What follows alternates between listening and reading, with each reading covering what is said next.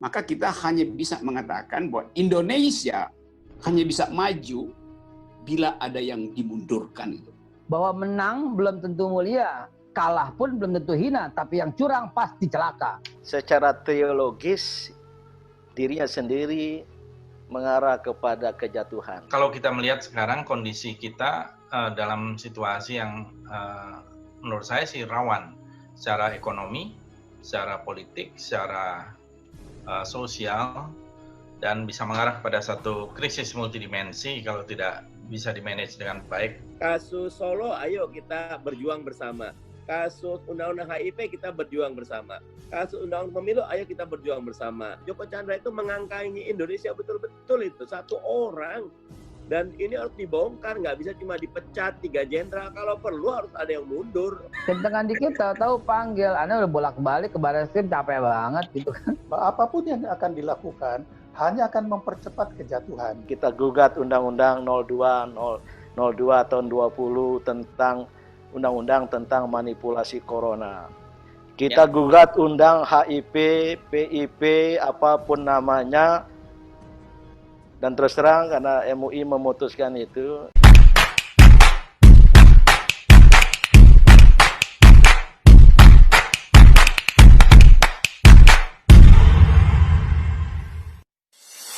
Saya kira yang dimaksud oleh Babe Haikal ini sama dengan yang kita maksudkan. Ya. Cuma agaknya beliau berbeda dalam memahami istilah persatuan. Siap. Beliau kelihatannya menyamakan persatuan dengan kesatuan. Siap. Tidak mungkin secara ya nggak ada juga bukti empiris ya. Adalah manusia tidak akan bisa bukan bersatu, akan bisa berada dalam satu kesatuan yang seragam, yang monolitik. Itu illogical. Itu melanggar sunnatullah, melanggar tabiat manusia. Untuk sama, banyak ayat Quran ya. Nah, ini saya malu kalau baca Quran ini karena Pak Rocky Gerung lagi belajar Al-Quran nih. Sebenarnya kata Allah, akan aku jadikan umat manusia itu umat yang satu, itu kesatuan.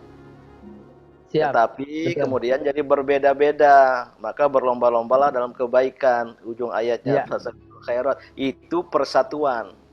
Siap, betul. Jadi Makasih, sama Mandin. maksudnya, cuma yang kita pahami sebagai persatuan itu ada kemajemukan di dalamnya. Dan ayat yang dibaca tadi itu Ali Imran 102 itu yang populer ya. Itu ayat favorit NU itu. Wa'tasimu bihablillahi jami'a, berpegang teguh pada agama Allah. Nah, ayat berikutnya 103 itu, ayat 104 ya, wal takum minkum, ayat favorit Muhammadiyah. Iya. Jadi antara NU dan Muhammadiyah ayat favoritnya berdekatan. Tapi Babe Haikal ini Ustadz beliau ini sering ceramah di tempat saya juga nih. Pengajian di rumah. Ya, ayat tentang berpegang teguhlah pada tali agama Allah memang tidak bernada menyuruh bersatu, nggak ada ya. Nggak ada. Tapi lihat bersatu. Lihat ayat kalimat berikutnya, wala tafarraqu. Wala tafarraqu. Jangan berpecah belah. Apa arti jangan berpecah belah? Bersatulah. Jadi walaupun ayat itu tidak secara jelas menyuruh pada bersatulah, tapi ada larangan jangan berpecah belah. Siap. Kita siap pada proses, Bang Den. Ya, makanya betul tadi. Cuma persatuan yang kita di sini adalah dalam bahasa Arab pada al-aqsamul mushtaraka, bagian-bagian yang sama itu dalam kemajemukan 600 suku, sekian agama bersatu, harus bersatu gitu. Dalam konteks sebagai berbangsa, kalau saya persatuan itu yang tertinggi itu persatuan kemanusiaan, persaudaraan kemanusiaan, al-ukhuwah insaniyah, baru kebangsaan, baru yang bersifat lebih. Ini Pak Moderator Mas Hersu ya, sebenarnya keputusan dari Musyawarah Besar Pemuka Agama untuk Kerukunan Bangsa yang saya adakan pada bulan Februari tahun 2018. mohon maaf, dalam jabatan utusan khusus Presiden, dalam kurung Jokowi, untuk dialog dan kerjasama antar agama dan peradaban. Ya. Yang saya tidak mau pada awalnya, ini panjang ceritanya, tapi dalam perjalanan nggak serak, karena beliau nggak nyambung dengan visi yang saya sampaikan, tidak sungguh-sungguh. Padahal janji awalnya saya bersungguh-sungguh menjadikan ini. Saya kerja keras, adakan pertemuan ulama jaringan Muslim sedunia tentang Islam Jalan Tengah, saya adakan World Peace Forum, nggak mau datang. Lebih bagus mundur aja kan, dan saya mundur. Tapi yang saya ingin katakan, kesempatan, ada buku tuh, kesepakatan 7 hal itu. Kesepakatan pemuka agama, seluruh agama hadir, dan untuk kerukunan bangsa. Itu yang nomor 3, ya, Bhinneka Tunggal Ika adalah salah satu, bahwa kita memandang pemeluk agama lain, 2, sebagai saudara sesama manusia ciptaan Tuhan. 2, sebagai sesama bangsa Indonesia yang ditakdirkan terlahir di bumi Indonesia ini. Demikian. Terima kasih Bang Dean. Benang merahnya semua sama ya, baik apa yang disampaikan oleh BB Haikal, oleh Bung Rocky Gerung dan juga Pak Din tadi. Kenapa beliau saja yang dipanggil Babe? Kita nggak pernah dipanggil Babe. Nanti itu harus jualan kopi dulu, Ustaz, Pak Din. Yang panggil Bang Din, jadi lebih mudah sebenarnya. Mesti tinggal dicondet tuh Pak Din. Tinggal dicondet baru bisa panggil Babe. Jawabannya karena saya anak Tenabang. Ya.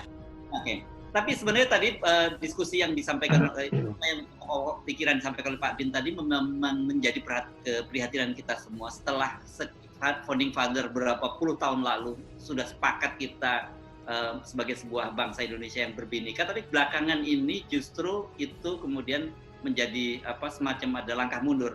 Saya kira itu yang menjadi keprihatinan kita semua, dan kemudian terjadilah sebuah bangsa yang kita sebut sebagai divided nation, sebagai sebuah bangsa yang terpecah belah seperti ini. Saya kira ini bisa menjawab pertanyaan-pertanyaan beberapa teman yang tadi menanyakan, oke, kalau begitu apa sebenarnya jalan keluarnya kita dalam situasi semacam ini? Karena kelihatannya banyak sekali yang saya tangkap pertanyaan-pertanyaan maupun komentar-komentar yang muncul lebih bernada putus asa dan melihat bahwa ini seperti kita sudah pada suatu situasi yang kelihatannya sangat gelap dan tidak tahu apakah ada ujung di terowongan itu. Saya kira mungkin kita akan mengarah ke situ ya, karena ini banyak juga, ayo jangan sekedar maki-maki saja. Apa sebenarnya yang kita kemana, mau dibawa kemana bangsa ini? Silakan Bung Fadlizon, masih bersama kita ya Bung Fadlizon ya? Ya, saya kira betul itu. Kalau boleh mengutip dulu pernyataan, ini bukan karena ini ya, nggak ada hubungannya, tapi saya kira sebagai sebuah pernyataan yang selalu bisa diulang itu, walaupun itu saya kutip dari Lenin itu, what is to be done, kan gitu ya. What is to be done, apa yang harus dilakukan. Dan memang kalau kita melihat sekarang kondisi kita dalam situasi yang menurut saya sih rawan, secara ekonomi, secara politik, secara sosial, dan bisa mengarah pada satu krisis multidimensi kalau tidak bisa dimanage dengan baik. Semuanya persyaratan-persyaratan menuju ke arah itu sangat kentara sekali, dan bahkan terutama di bidang ekonomi saya kira langsung dirasakan oleh masyarakat. Jadi apakah kita akan tiba dengan selamat pada sebuah agenda demokrasi nanti di 2024 atau tidak, kita belum tahu. Tetapi mestinya memang harus ada yang membawa obor gitu ya, yang menyalakan lampu di tengah kegelapan ini, ketika kita lihat semakin sedikit atau bahkan tidak ada yang menyalakan obor itu menuju ke arah mana. Karena yang dianggap sebagai pemimpin, sebagai nahkoda, tidak tahu bagaimana atau ke arah mana mau dibawa, ya, ibaratnya yang mau berlayar, mau ke pulau yang mana kita tidak tahu, yang jelas berputar-putar di tengah lautan, bisa-bisa nanti kapalnya habis bensin gitu. Nah, ini kita membutuhkan hero mungkin ya. Yang hero itu kita tidak tahu siapa gitu. ketika tahun 65 di dalam perubahan itu, nggak pernah juga ada yang memprediksi bahwa Pak Harto akan muncul ke tengah situasi ketika orang semua desperate, sudah tidak ada lagi harapan menghadapi orang-orang komunis yang begitu ganas ya, dan kentara sekali bahwa kita menuju satu situasi chaos. Kemudian ada pembunuhan itu, para jenderal, tiba-tiba muncul seorang yang mungkin memang sudah didesain dari atas, kita tidak pernah tahu, tapi secara kalkulasi politik ketika itu kan tidak ada. Apakah kita juga menunggu semacam itu, ataukah memang harus dijemput siapa pemimpin yang bisa membawa perubahan-perubahan itu? Apakah dari dalam partai politik atau di luar partai politik? Saya kira memang yang berada di dalam partai politik geraknya akan lebih sedikit, lebih tidak leluasa ya dalam situasi seperti sekarang. Dan walaupun tetap institusi partai politik sangat diperlukan, institusi demokrasi seperti lembaga legislatif pasti diperlukan, karena ujungnya pasti akan bermuara di sana. Ketika ada desakan, pasti akan secara konstitusional akan memerlukan lembaga seperti DPR, seperti MPR dan lain-lain. Gitu ya. Jadi kecuali ada suatu situasi yang benar-benar di luar dari tidak terkendali sama sekali. Itu komentar saya. Jadi memang apakah kita harus melihat menjemput siapa yang berinisiatif? Ya memang hero itu biasanya orang yang membawa harapan di tengah keterbatasan, keputusasaan itu yang akan muncul. Ya mungkin ada di dalam diskusi ini atau tidak, kita lihat aja nanti. Mungkin sejarah yang akan memanggil orang-orang itu ke peran masing-masing. Ini sebenarnya terima kasih Bung Fadlizon. Ini Bung Fadlizon sudah memberi sinyal gitu bahwa ini orang-orang yang berada di DPR ini tidak, atau di dalam kekuasaan ini sekarang tidak leluasa gitu. Makanya saya sebenarnya tadi membuka pertanyaan pada awal, saya tanya pada Bung Fadlizon apakah sebagai orang Minang masih menggunakan pepatah tadi gitu. Tak kurung. Saya berusaha menjalankan opposition from within. Karena ini nini mamanya Bung Fadlizon ini sebenarnya luar biasa kalau dari sisi politik tadi punya. Tak kurung tapi di luar, terkurung tapi di luar sebenarnya gitu. Terhimpit tapi di atas. Oh, ini kan luar biasa. Harusnya kalau Bung Fadlizon mengamalkan itu sudah nggak perlu ngomong lagi bahwa keren. Oke, Bung Rocky, silakan Bung Rocky. Oh, oke. Kalau ditanya saya pesimis atau optimis, ya. Bukan itu jawabannya. Jawabannya kita harus determinis gitu. harus ambil subjektivitas itu. Kenapa begitu? Karena kalau kita analisis seluruh variabel yang tersedia hari-hari ini, upaya untuk memperbaiki justru menambah keruwetan. Jadi hasilnya memang sudah tidak bisa lagi dioptimalkan. Sama seperti hukum dalam ilmu ekonomi, the law of diminishing return itu. Artinya input apapun yang kita tambahkan pada rejim itu tidak akan menghasilkan return yang lebih baik lagi.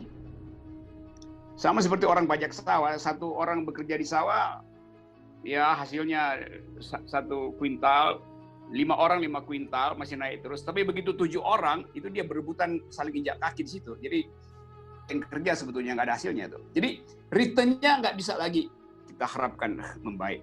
Jadi kalau dianggap bahwa diminishing return itu sudah terjadi, maka kita hanya bisa mengatakan bahwa Indonesia hanya bisa maju bila ada yang dimundurkan.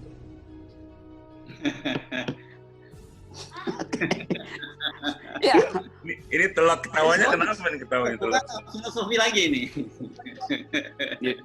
Itu banyak ahli tafsir di situ ya, silahkan tafsirkan. Oke, silakan.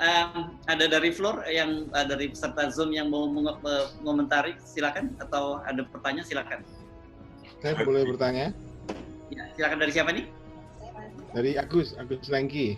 Dari Jakarta, Mas Hersha. Pak Lengki di Jakarta. Oke, sekarang kembali kita ke bumi Jakarta lagi. Silakan Pak Agus. Ya, selamat malam semuanya. Assalamualaikum warahmatullahi wabarakatuh. Salam. Kebetulan saya di Jakarta ini oleh Bang Tata diminta untuk mengkoordinir FTA yang di Indonesia. Sekalian salam kenal. Dan kebetulan saya di sini juga sering bertemu dengan Prof Din ini. Saya makmumnya di KMPK, menjadi salah satu pemohon yang dikoordinir oleh Pak Marwan Batubara. Jadi kita tiap minggu juga menyimak terus ini arahan dari Prof Din. Begini, ini karena mumpung Aji Mumpung, saya ngikutin apa yang terjadi di Solo. Saya juga mau Aji Mumpung, karena di sini ada 2 anggota DPR kita, ada Pak Mardhani, ada Pak Fadlizon. Jadi sudah saya tulis di chat, saya mumpung, sekali lagi ini mumpung ketemu, mohon untuk pembuatan undang-undang pemilu dimasukkan pasal yang mengatur IT KPU, sehingga kehebohan situng yang seperti yang lalu, yang waktu itu saya mungkin Mas atau Pak Fadlizon lupa dengan saya dengan Mas Agus Maksum juga sempat bertemu ya, yang 7 juta itu loh Mas Fadli, itu kita nggak bisa ngapa-ngapain karena cuma 1 pasal diatur di KPU, di pemilu itu hanya 1 pasal mengatur IT tapi tidak secara detail gitu. Jadi kita mau bergerak nggak bisa, mau ngapain nggak bisa, masyarakat heboh, gemes banget sebenarnya sistemnya ini kayak apa sih, mau diaudit ternyata ngauditnya cuma longok-longok server, kemudian difoto, kemudian disebar di koran segala macam. Bukan seperti itu ngaudit. Kita sebagai orang berlatar belakang IT kan ketawa semua, ngaudit IT kok begitu. Ngaudit IT ya dites semua, bener nggak sistemnya di situ, ada nggak sistem bayangan, sistem hantu yang di tempat lain yang ngatur melakukan algoritma sehingga ujung-ujungnya ketemu selalu kombinasi sekian persen terus, mau di-input berapapun. Malam di-input segala macam, sepertinya beneran, pagi-pagi berubah, ngikutin lagi persentase seperti itu. Jadi mohon di undang-undang pemilu itu nanti untuk IT KPU mohon untuk diberikan pasal khusus agar diaudit oleh pihak ketiga dan juga wakil dari masyarakat. Biar kita tahu sebenarnya jeroannya itu seperti apa. Percuma kita melakukan pemilu heboh segala macam, semua diinput secara online, secara canggih, tapi di ujungnya nanti dihitung komposisinya begitu lagi. Itu yang kita curigai waktu itu. Kira-kira gitulah, Aji Mumpung saya ke Bang Ali sama Mas Fadlizon. Please sampaikan ke teman-teman yang lain. Mumpung lagi dibikin undang-undang pemilu, lagi dibahas ya di DPR. Perhatiannya ke IT KPU. Please. Mungkin itu aja, Mas Hersu. Ya. Terima kasih. Baik. Assalamualaikum warahmatullahi wabarakatuh. Masih ada yang lain? Masih kelihatannya masih bisa kalau kita menampung 1-2 pertanyaan. Saya mencoba untuk merangkum beberapa curhat di grup chat ini. Intinya, ini kita bicara ini kelihatannya apakah para narsumnya ini cukup hati-hati, kayaknya kelihatan soft banget gitu.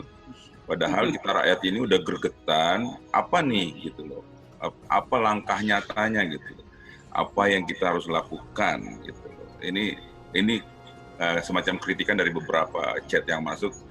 It's a little bit too soft, a little bit playing safe gitu loh. Ini semuanya nih ke Pak Dani, ke Pak Fadli, bahkan Bung Rocky aja yang biasanya kontroversi dibilang Bung Rocky terlalu banyak menari-nari dengan terlalu indah sehingga kadang-kadang hanya orang-orang tertentu yang bisa memahami tariannya gitu loh. Tadi jelas mundur jelas. Ini kata-katanya cukup seperti apa gitu loh. Jadi coba itu maksudnya Mas Hersu mungkin lebih diminta kepada narsum untuk lebih menunjukkan taringnya yang sebenarnya, seperti Bang Fadli kan kalau bicara di tempat yang lain subhanallah gitu loh. Keras banget gitu kan ya. Ini orang bilang itu Bang Fadli cukup soft gitu, bermain soft di sini. Begitu saya ini kan rangkumkan gitu. Boleh saya komentari Bang Tata? Silakan Bang Babe. Iya, bukan soal soft, makanya saya bilang tadi pemilihan narasumber itu mesti ada yang betul-betul memantik gitu loh. Dan saya udah berapa kali memantik untuk ngajakin turun ke jalan, masa kita doang yang turun ke jalan? Coba sekali-kali ikut turun ke jalan dan melihat aura dan rasakan ruhnya masyarakat yang begitu geram begitu loh. Dan kalau kita kencengan dikit tahu-tahu panggil gitu loh. Kencengan dikit tahu-tahu panggil. Anda udah bolak-balik ke Barreskrim capek banget gitu kan. Apalagi kemarin kasus bendera ada aja gitu loh. Padahal yang dibakar kan bukan bendera. Kalau bendera itu kan yang ada di tiang. Ini kan yang ada di dinding, dicopot, dan ternyata nggak tahu siapa.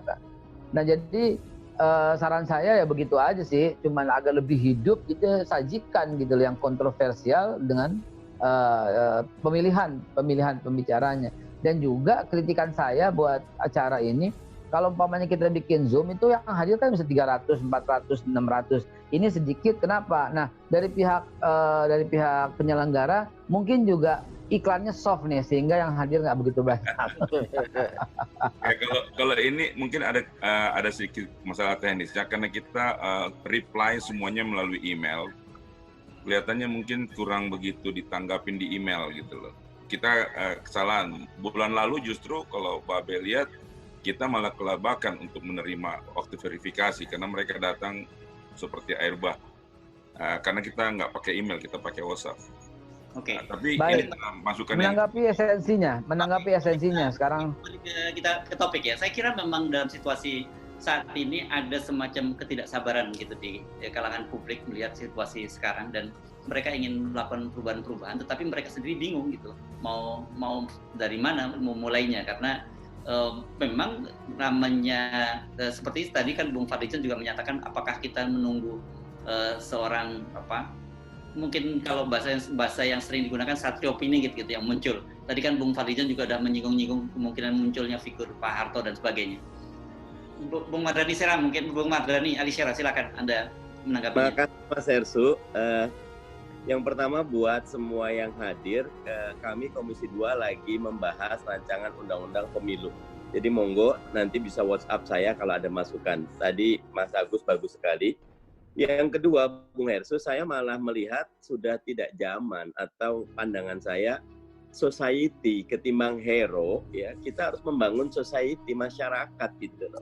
Dan saya masih percaya dua hal ya, demokrasi dan hukum harus kita perkuat gitu. Dan demokrasi kita ada catatan, ada residu, tetapi itu juga sebabnya kata Huntington kan, demokrasi dalam penduduk berpendapatan di bawah 7.000 US dollar itu per kapita cenderung punya anomali. Sekarang ini kalau kasus Solo itu sebetulnya puncak ya. Kemarin waktu 2019 saya ada pelatihan Lemhanas buat yang baru diterima di DPR. Grup saya itu 4 lah, umur 20, ada yang 20-an, ada yang 30-an. Kagum sekali saya sudah jadi DPR umur 20-an, 30-an. Tapi ketika saya coba search orang tuanya nyambung, ternyata itu memang ada efeknya ya. Jadi in term of finding the heroes, saya lebih ingin kita bangun society kita. Masyarakat yang terbuka, masyarakat yang berani, masyarakat yang beretika, masyarakat yang bicara benar, kalaupun itu ada resiko kita tanggung bersama ya, karena saya kagum dengan Babe Haikal ya. Tetapi walaupun demikian, kalau saya sekarang jualan deh Mas Heru, ayo siapin buat 2024. Saya nggak kepikir kalaupun mundur Bung Rocky 2024 ya, karena memang chaos lebih banyak menimbulkan peluang negatif yang muncul nanti quote and unquote tiran juga gitu loh, oligark juga gitu loh. Lebih baik ayo kita siapkan. Demokrasi itu perlu kesabaran gitu, dan kesabaran itu dengan cara bukannya pasif. Kasus Solo, ayo kita berjuang bersama. Kasus Undang-Undang HIP kita berjuang bersama. Kasus Undang-Undang Pemilu, ayo kita berjuang bersama. Tadi Pak Din 405, sekarang sudah hampir 900 triliun Pak Din. Ayo kita jagain bersama, karena memang kadang-kadang pemerintah juga punya masalah dengan kondisi COVID-19 ini. Tidak satu negeri pun yang pernah menghadapi ini ya, tetapi kita bisa menuntunnya dengan membuka demokrasi ketika akal-akal terbaik, desa antitesa desa kita biarkan. Yang kedua, penegakan hukum. Contoh ini, kami lagi ngangkat buat semua pansus Joko Chandra. Joko Chandra itu mengangkangi Indonesia betul-betul itu, satu orang. Dan ini harus dibongkar, nggak bisa cuma dipecat 3 jenderal. Kalau perlu harus ada yang mundur, pucuk pimpinan, macam-macam. Karena ini kangkang betul-betul gitu loh. Soeharto dulu itu loh, kan masih punya kekuasaan. Ini Joko Chandra nggak punya kekuasaan kok, tapi bisa. Jadi usul saya Mas Hersu, ayo jangan lelah maju terus. Vicious circle tadi Pak Din monggo ya. Kalau saya akan terus berjuang, Siapa teman-teman yang lagi capek, monggo kontak saya. Ada banyak medan tempur di DPR yang bisa kita sama-sama jaga. Dan tahulah kalau di DPR dijagain terus, demo jalan terus, kritik jalan terus, pasti semua orang akan berhati-hati untuk berbuat salah. Tapi kalau kita tidur, kalau saya dengan adanya banyak kasus HIP, macam-macam, malah bahagia. Umat punya selalu PR bersama yang harus kita kerjakan. Tapi jangan reaktif, harus proaktif. Jangan kita hit and run, tetapi sustainable growing, sustainable development. Ayo kita siapkan buat 2024. Saya sudah tawarkan, ayo 2024 kita siapkan dan bisa itu. Kayak tadi yang IT, memang di undang-undangnya kemarin perhitungan itu tidak berbasis kepada IT, kita masih manual. Karena kalau IT kita masih berat, ya nanti akan ada diintroduksi e-rekap, ya, e-rekapitulasi. Tapi basisnya tetap C1 plano, ya, karena e-voting nggak terlalu sesuai. Kita dengan hadir cocok, semua nggak ada masalah. Kehadiran di TPS bagus, tinggal perhitungannya bagus. Tapi dari situ rekapnya dibawa ke kelurahan, kecamatan, kabupaten kota. Ini nggak mudah. KPU juga sedang bekerja. Bawaslu bekerja. Kemarin saya satu momen sama Gubernur Sulawesi Utara, Oli Dondo Kambe, PDIP, ditanya keluhannya apa, saya capek sama Bawaslu. Kemana saya kerja Bawaslu ngikutin saya dilaporin terus. Padahal kan saya masih gubernur, saya ketua gugus tugas penanganan COVID, tapi dianggap saya kampanye. Teman-teman lihat, seorang Doli, dulu bendaharanya PDIP, Gubernur Sulawesi Utara PDIP kuat, tetap merasa tidak nyaman karena teman-teman Bawaslu bekerja juga. Jadi big pictures-nya, we have a greeny forest of Indonesia. Tapi kita lihat satu persatu, ada catatan khususnya, catatan besar pada puncak pimpinan, pada pohon terbesar. Karena memang kalau saya kan udah teriak ganti presiden di 2019 sudah selesai, ya ternyata masyarakat masih memilih gitu loh. Nah akhirnya sebagai Demokrat, ya udah Pak Jokowi punya mandat kok sampai 2024, kita harus kalahkan di 2024 siapapun yang maju dengan koalisi yang sehat, yang demokratis, yang berpegang kepada hukum. Begitu Mas Hersu. Ya, saya kira sebenarnya apa yang disampaikan oleh Bung Fadlion, Bung Mardhani Alisera, juga Bung Rocky Gerung tadi clear kok sebenarnya. Cuman kita juga bisa memahami kegelisahan dari dari masyarakat kita, kemudian tercermin di situ tadi. Saya juga agak bingung kalau tiba-tiba katanya Bung Rocky ini seperti menari-nari indah gitu. Ya, saya ngomong itu. Mundur. Ya, oke. Kita di ujung boleh Mas Hersu. Ya, Pak Din ya, silakan. Ya. Saya tadi memang mau memberikan closing statement masing-masing ke para narasumber. Silakan Pak Din. Ya. Terima kasih. Memang kalau menjawab Mas Hersu ini harus hati-hati. Salah-salah menjawab, ada yang tersinggung, akhirnya diadukan ke Bariskrim. Begitu jadi atas Said Didu gitu. Tapi sebelum ke substansi, tentang penilaian soft tadi itu kan relatif ya, dan bagus-bagus saja. Tapi perlu diketahui, ada istilah Al-Quran, dan saya ingin merujuk ke Al-Quran ya, untuk menyayangi Babe Haikal ya. Ketika Musa dan Harun mau datang pergi ke Fir'aun itu, Allah memerintahkannya gunakanlah qaulan layyinan, perkataan yang layin, yang soft, yang lembut, ya soft kan lembut, ya. Agar Fir'aun itu yatadzakar wa yahdar, eling dan kemudian sadar gitu. Artinya apa ya? Ekspresi yang soft itu tidak ada masalah, kadang-kadang bisa efektif. Tapi isinya harus tegas. Saya kira saya pribadi dan yang lain tadi memilih qaulan layyina itu. Nah, tentang substansi yang ditanyakan tadi, coba jelaskan lagi Mas Hersu. Pertanyaannya apa tadi? Dalam dua kalimat. Yang dimaksud tadi bahwa sebenarnya kan kita semua sama masyarakat ini Oke, kalau mereka kemudian menilai soft itu kan memang ada ketidak. Bukan. Pertanyaan tadi apa yang, atau saya lanjutkan aja. Ya. Yang tadi oleh Mas Fadli Zon menggunakan istilah what need to be done.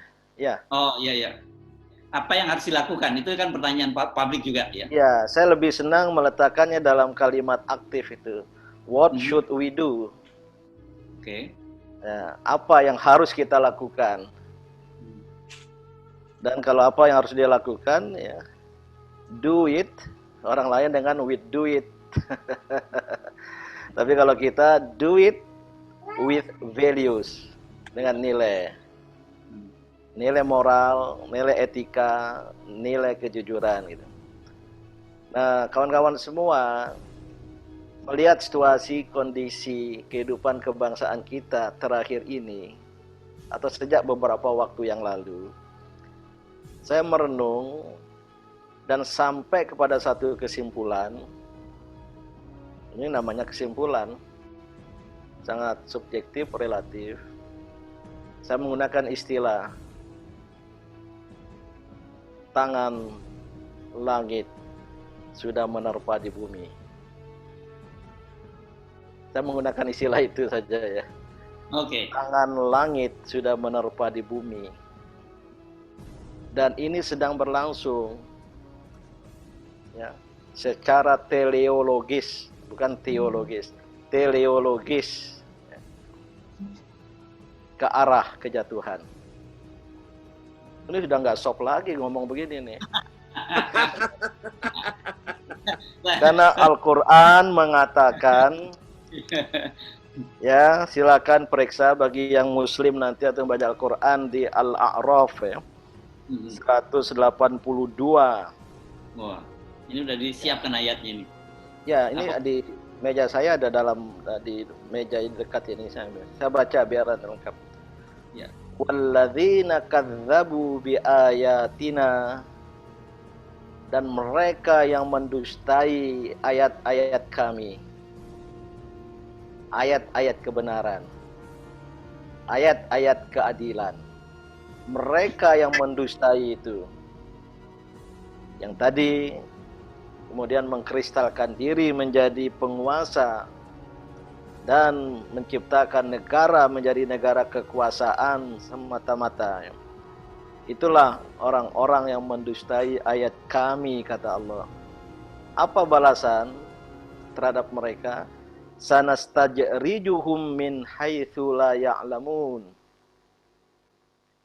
Sanastajrijuhum, Allah kemudian akan membiarkan mereka perlahan-lahan akhirnya sampai mentok, istidraj.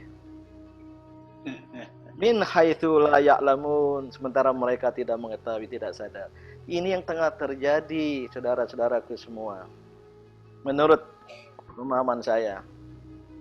Ya. Maka mohon maaf, setiap dan semua yang dikatakan, yang direncanakan, yang dilakukan, itu blundering. Terjadi blundering.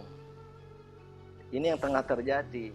Belum selesai satu, muncul satu. Paling akhir tadi kan Solo itu ya. Yang dikira itu bukan blundering. Kenapa? Karena bagi pendusta agama Allah, nilai-nilai Allah, tidak disebut Islam di sini.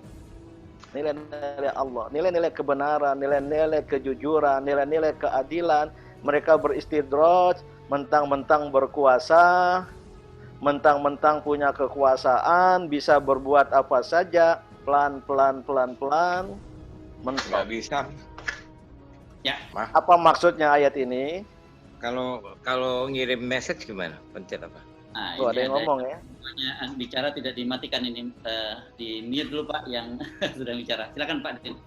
Apa artinya ini? Secara teologis dirinya sendiri mengarah kepada kejatuhan. Apalagi kalau ada sebuah sikap yang anti kezaliman, anti ketakjujuran, anti ketakadilan, itulah mereka yang menurut ayat sebelumnya Al-A'raf 181, wa mimman khalaqna, dan kami juga ciptakan, kata Allah. Sebelumnya ya, ummatun yahduna bil haqqi, satu kelompok masyarakat, ummah ya, yang memberikan pencerahan, yang menunjukkan jalan bagi bangsanya bil haq, dengan kebenaran. Wabihi ya'dilu, dan betul-betul mereka berlaku adil. Bukan karena pencitraan, bukan karena motif lain, semata-mata untuk menegakkan kebenaran dan keadilan. Itu kata Allah itu di ayat sebelumnya. Ini menarik nih. Ya. Dua ayat di surat Al-A'raf ini. Nah, kawan-kawan semua, apa tadi pertanyaan? What should we do? Ya, dua opsi, biarkan atau berbuat sekedarnya, atau kita yakin gitu ya, hasil dari istidraj tadi itu. Tapi itu lama. Tadi kan nggak sabar katanya kan? Kan banyak yang nggak sabar katanya kan? Mulai. Nah, kesabaran itu relatif. Kesabaran itu relatif. Maka menurut saya sikap yang Mas Rocky Gerung tadi sarankan, kita harus determinis. Aktif secara determinis. Saya ingin awali determinis atau bersanding dengan determinisme itu decisive. Kita harus melakukan langkah-langkah decisive bagi pencinta kebenaran, keadilan, dan yang menolak segala bentuk kezaliman, kemaksiatan, kemungkaran tadi itu. Yang walaupun mereka tengah beristidraj, itu bisa sebagai bagian dari amar ma'ruf nahi munkar. Itu yang tengah kita lakukan. Yep. Ini bukan power politics. Kita bukan pada posisi power politics. Itu kawan-kawan di DPR itulah. Kita dorong juga cara mereka di sana dengan segala keterbatasan lingkungannya. Dan kedua ya masyarakat, dan luar biasa banyaknya sekarang. Inilah yang harus dilakukan. Mohon maaf, ayat tadi ummah, organized people, bersama-sama, bersatu, lintas agama, lintas suku, lintas profesi apa saja. Ini yang tengah kita lakukan. Ada yang nanti call moralnya tinggi, ada yang kita parsial, kita gugat Undang-Undang 02 tahun 20 tentang Undang-Undang tentang manipulasi corona. Kita gugat undang HIP, PIP, apapun namanya. Dan terus terang karena MUI memutuskan itu sudah mantap. Mantap. Jangan pakai provokasi-provokasi ya. Mantap-mantap ini, Bang. Tidak. Mohon maaf, tolong sampaikan pada kawan DPR jangan bermain-main dengan aspirasi ini. Kita sudah kumpulkan banyak majelis agama, tokoh agama semua, elemen-elemen non-Islam pun semua. Kita mendesakkan RUU HIP dicabut dari prolegnas. Terakhir kemarin belum.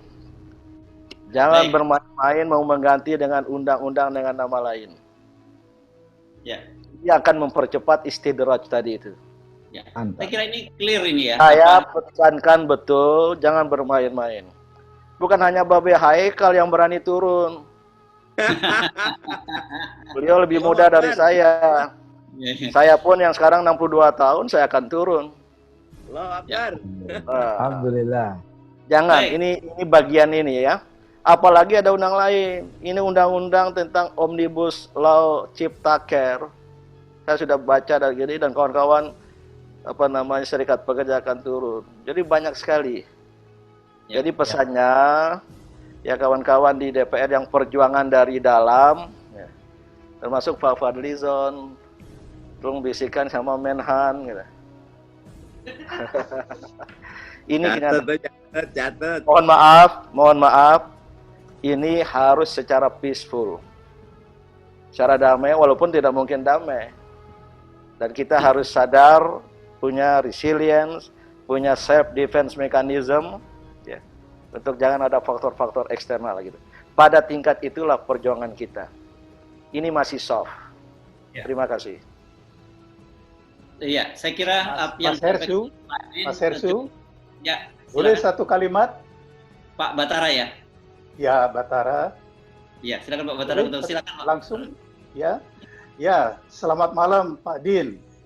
Sebelum Pak Din tadi datang, saya juga sudah sampaikan bahwa memang ini tanda-tandanya. Jadi dari penelitian sejarah, ya, bahwa ini tanda-tandanya sudah memang persis seperti yang Pak Din sampaikan, ya, bahwa memang apapun yang akan dilakukan, ini kan bertubi-tubi, berturut-turut datang. Belum satu persoalan selesai, datang lagi sekarang kasus Joko Chandra. Ini kan luar biasa sekali. Seluruh bangsa ditampar. Jadi bukan hanya kepolisian saja, kita semua. Nah, jadi saya tadi sepakat sekali, sekarang sebelum Pak Din sampai datang, saya juga sudah sampaikan bahwa apapun yang akan dilakukan hanya akan mempercepat kejatuhan. Jadi saya juga sepakat sebagai orang yang beragama, juga berkeyakinan bahwa ini sudah campur tangan Tuhan. Ya. Luar biasa. Yang tidak pernah diperkirakan, hanya satu virus kecil diturunkan, sudah berantakan semuanya. Ini contohnya. Nah, kalimat terakhir, Pak Din pernah di Jerman kan? Kita pernah chatting bahasa Jerman. Ada kata bijak dalam bahasa Jerman yang berbunyi, Lieber ein Ende mit Schrecken, als ein Schrecken ohne Ende. Terjemahan bebasnya dalam bahasa Indonesia, lebih baik satu akhir yang dramatis daripada suatu drama tanpa akhir. Terima kasih. Dahsyat ini. Very good. Very good. Ini luar biasa ketika di ujung-ujungnya ini. Saya kira ini cukup memuaskan ya teman-teman yang tadi sejak awal saya baca di chattingnya ini pengen segera cepat-cepat bertindak dan sebagainya. Saya kira sebagian yang sudah mau tidur bisa tidur nyenyak malam ini sambil merenungkan yang disampaikan oleh Pak Din dan juga Pak Batara tadi, dan sebenarnya sumber-sumber lain tadi Bung Rocky juga sudah sangat tegas menyatakan itu. Baik, terima kasih untuk para pembicara yang berkenan hadir pada malam ini, dan kemudian juga untuk teman-teman di berbagai penjuru dunia mulai dari Amerika, Australia, di Taipei, di London, dan di Paris, dan juga teman-teman di Indonesia dari ujung timur ke ujung barat, mulai dari Papua sampai ke Aceh yang bisa bergabung malam ini. Dan jangan lupa terus bergabung bersama dengan Forum Tanah Air, karena kita setiap bulan akan tetap menyelenggarakan diskusi-diskusi yang aktual dan menarik. Dan siapa tahu kita seperti yang disampaikan oleh Pak Din, mungkin tidak menunggu terlalu lama, teman-teman sudah melihat ada sesuatu yang seperti disampaikan dalam ayat-ayat Quran atau maka Mas Hersu, oleh karena itu jangan bulanan. Ya Pak. Oh, jangan ini bulanan. Jadi tertutup Pak. Nanti ada untuk media ada breaking news-nya juga Pak. Kata Pak Din, kalau mau cepat mingguan aja. Oke. Ya. Saya kembalikan ke Mas Hatta, silakan. Saya ingatkan satu poin sedikit ya tadi, Hersu ya. Ini webinar, bukan rapat. Jadi jangan minta perintah itu. Banyak orang tuh ingin dapat perintah langsung tuh. Jadi jangan tagih dari saya, lebih dari sekedar tarian. Karena ini adalah webinar. Kalau rapat saya kasih perintah pada saudara. Ya. Ya. Oke, saya kira nanti dilanjutkan lagi yang off air-nya. Saya cuma berharap ketika pemilu diumumkan, yang kata orang Amerika itu 3 hari baru selesai, sedangkan orang Filipina 1 hari selesai, sedangkan kita belum pemilu pun udah selesai dihitung, gitu. Nah, saya mau memberikan komentar di televisi, kemudian menjadi viral. Komentar saya itu, saya berdoa semoga komentar saya itu jadi, bahwa menang belum tentu mulia, kalah pun belum tentu hina, tapi yang curang pasti celaka. Wah. Ini makin keras nih, makin malam makin keras. Semua. Oke, sebelum mulai saya kembalikan ke Mas Hatta dan saya Hersu Arif. Terima kasih telah bergabung bersama kami, dan jangan lupa kita mengundang Anda untuk kembali bergabung dalam diskusi-diskusi yang diselenggarakan oleh Forum Tanah Air. Assalamualaikum warahmatullahi wabarakatuh. Terima kasih juga kepada wabarakatuh. terima kasih Waalaikumsalam warahmatullahi wabarakatuh. Pak Din Samsudin yang di tengah kesibukannya akhirnya bisa bergabung juga. Alhamdulillah. Pada Babe Haikal juga saya tahu sangat capek sekali, baru pulang dari Munas PA 212 di Bogor, langsung sambung dengan kita. Dan tentunya tidak kurang rasa hormat kami kepada Pak Fadli, Bu Rocky, Pak Mardani, dan of course our host and moderator, Mas Her Subeno Arif. Semoga diskusi ini hasilnya bukan saja untuk kita, tapi juga bisa menjadi pegangan buat orang-orang yang berkecimpung di bidang ini. Seperti tadi kita dengar, DPR banyak masukan, dan juga bisa menjadi pegangan buat kita ke depannya, bagaimana kita berpikir, bertindak, dan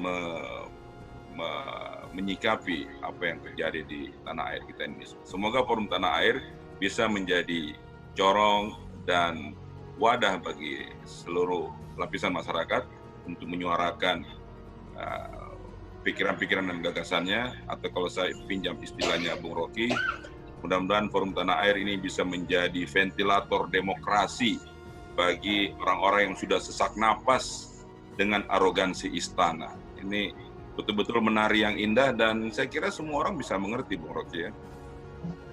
Satu lagi mungkin ya, dari tanggapan buat Pak Din tadi, Masya Allah, jadi mungkin pemerintah perlu belajar bahwa jangan perlu belajar dengan memakai moto pegadaian.